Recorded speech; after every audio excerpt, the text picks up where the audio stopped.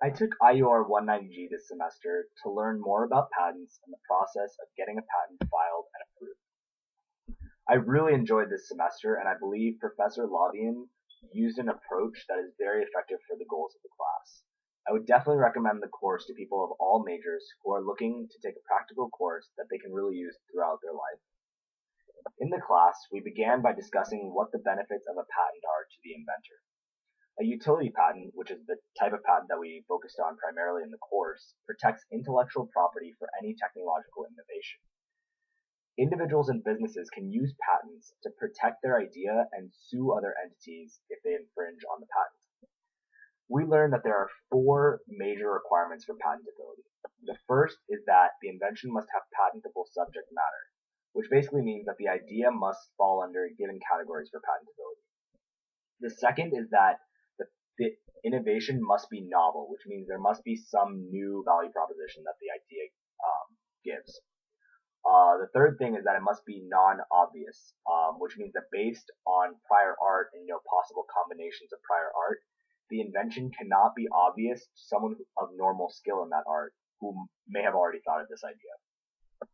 The fourth thing is that it must be useful, must have some sort of concrete purpose. Next in the class, we discussed the three aspects of wireless mobile devices that make it unique.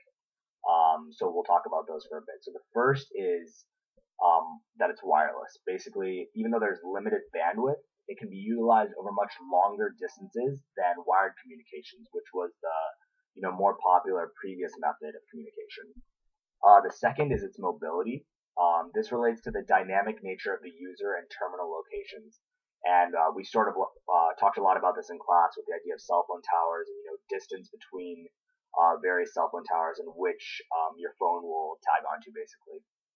The third idea is portability, and this is the positives of having smaller dimensions. You can just carry it around in your pocket. A couple downsides: you do have limited battery capacity, computing, and storage, just strictly due to the smaller dimensions. But these are things that are becoming less and less of an issue with increased technology.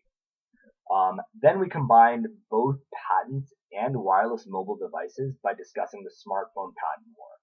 And this was the real majority of many of the weeks of our classes.